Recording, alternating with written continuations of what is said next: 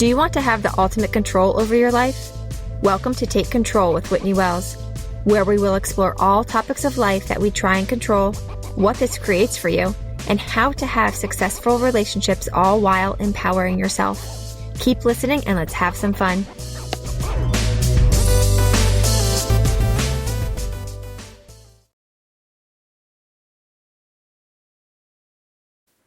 Hi everyone, and welcome to episode 23 of Take Control with Whitney Wells. So before I start, I just want to let everyone know that there is a thunderstorm where I am right now. So if you hear that in the background, I apologize. But I like to keep this podcast imperfect. I don't edit it. I put it out there in one take, and I like to be authentic with that. So you might hear some rain or some thunder in the background. All right. So before I get started on today's topic and what we're going to talk about, I want to tell everyone about an amazing opportunity I have. It's called the Fast Track. It's a program I have. It's a relationship program, and I turned my relationship makeover program into a fast track. So it's shorter, it's cheaper, it's amazing. It'll get you to where you want to be faster. And it's only offered for a limited time and to limited people. So if you are interested, I highly recommend you jump on it right away. You can find that link to sign up for it in the show notes, or you can head on over to whitneywellscoaching.com and you can find it there as well. So yeah, that's what I have for you. All right, so today's topic, we are going to talk about unity, connection, and love. How to create these. Now, let's start off with, why do you want to feel love towards others, even when they act from hate? So why do you want to feel this love when somebody else is maybe not acting or behaving in the way that you would like? Well, number one, because you get to feel this amazing feeling. You get to experience this. They aren't feeling your feeling. You get to feel that feeling. And love feels amazing. And number two, if your ultimate goal is to be more connected with that person, or to be more unified, or to find that common ground with them, leading with love is the way to do it. So ask yourself if that is your goal, right? If you want to be connected with that person, if you want to be unified. And if you do, leading with love is the way to do it. Imagine leading with the opposite feeling, like, for instance, superiority or hate, for instance, right? If they're coming from hate and you mirror that and you come from hate too. Or defensiveness. It would ultimately create that division or that separation between you two. So when you can drop into love, you'll get to where you want to be. You'll get that connection. So how to do this? How to do this? It's always the question, right? How to? Well, we want to start with vulnerability. Start with dropping the defensiveness and the judgment. And you want to drop into being vulnerable. And you want to do this by knowing that other people's beliefs have nothing to do with you. No matter how much they appear to, or you may think that they do. Such as, if someone believes that they don't like you because of XYZ, or they don't like that you do something, or you act or say or behave in some way, or they don't like you because you believe something. Other people's beliefs have everything to do with them and nothing to do with you. You want to create that room between your beliefs, your thoughts, your beliefs, and their beliefs and their thoughts. They are separate.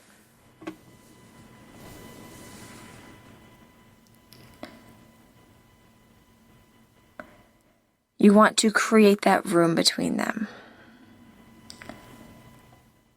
You want to possibly create that compassion, or at the very least,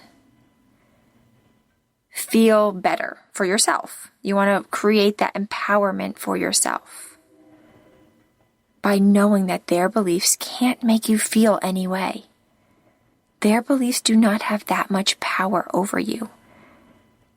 Their thoughts about you cannot control how you feel. Only you can do that. You are the only one with that power. So you want to create this separation. Their beliefs have everything to do with them. Even if they're about you, they have everything to do with them and not you. And their beliefs cannot make you feel any way. Their thoughts about you cannot make you feel any way until you have a thought on your own to create that feeling. So, then from this awareness of where your feelings come from, and this vulnerable, non-defensive, and non-judgmental place, now is the time to have courage for unity and love and kindness. Now, courage, it doesn't feel good. It's not a good feeling.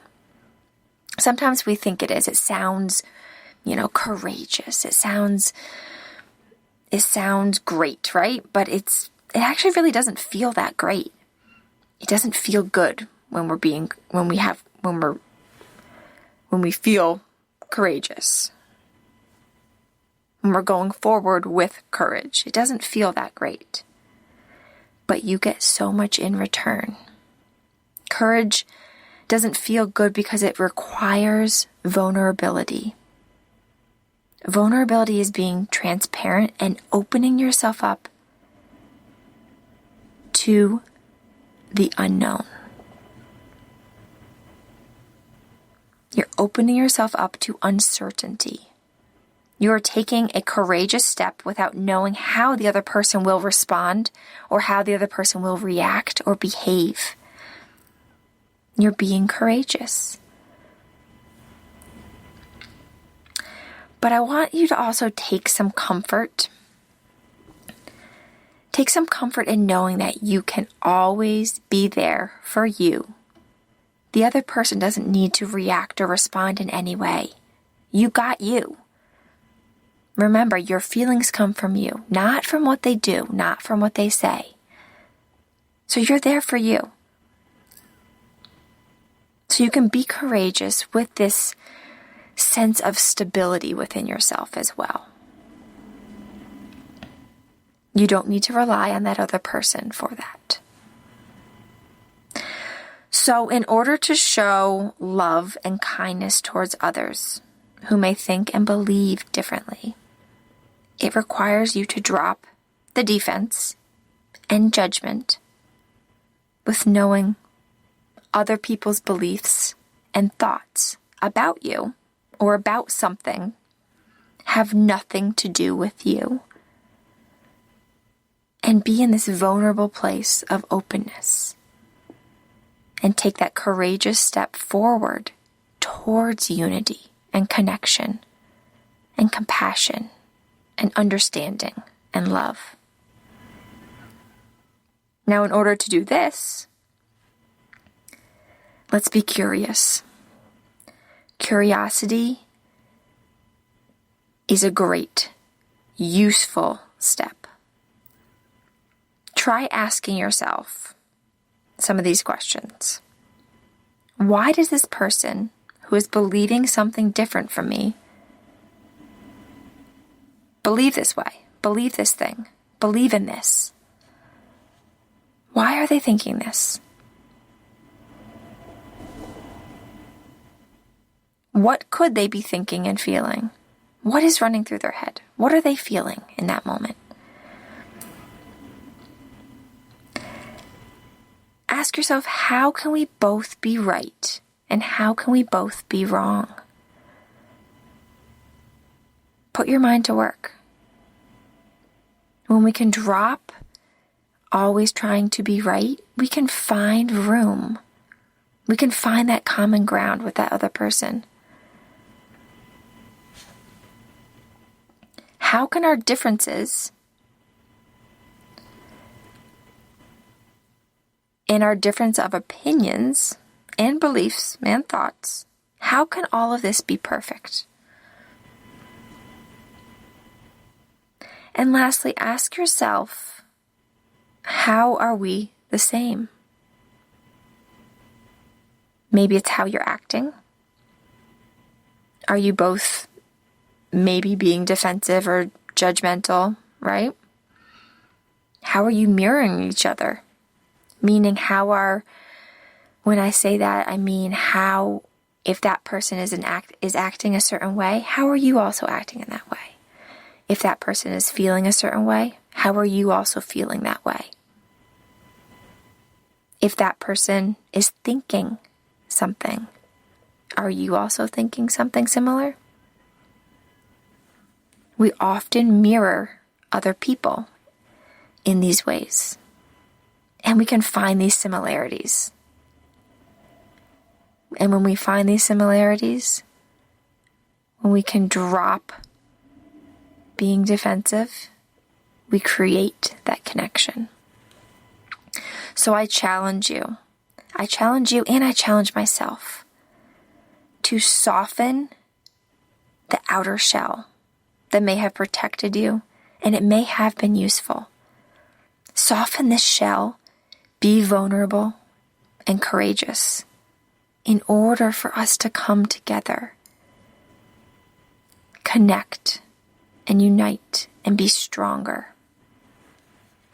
Now we can think of this on a large scale, right? We can think of this on a larger scale in terms of the country, specifically the United States. We just went through this election in which our country is very divided. We're very divided on the outcome of it, on who people voted for, what people are believing, what people are thinking. So we can think of this on a larger scale. Or we can bring it smaller and take it in terms of your relationship with your partner or some other person in your life, maybe your child or your parent or your sibling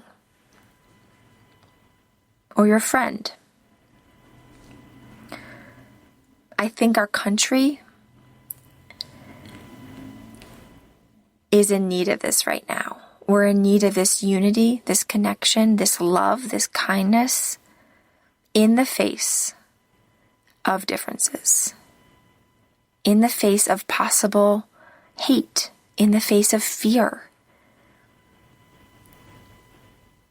You do not have to mirror that. You can show up with dropping your defense, being vulnerable, creating that connection, being courageous.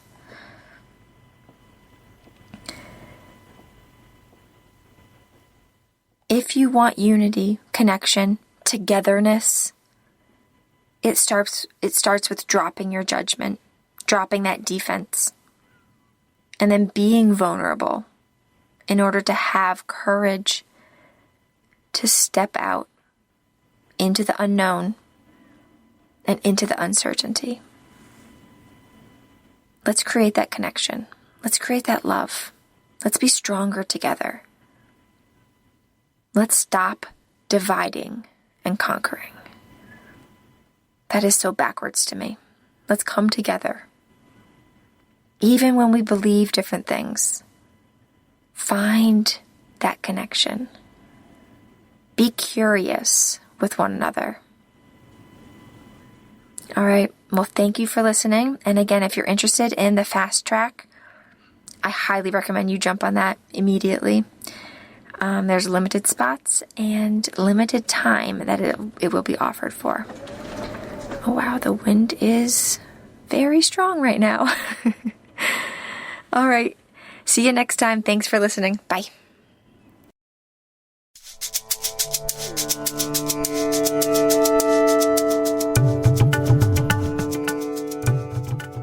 Do you want to explore these topics further? Are you ready to live the life that you want to live on purpose while controlling what you have control over? I would love to be your life coach. If you're interested, simply head over to whitneywellscoaching.com and book an appointment with me today. I can't wait to work with you.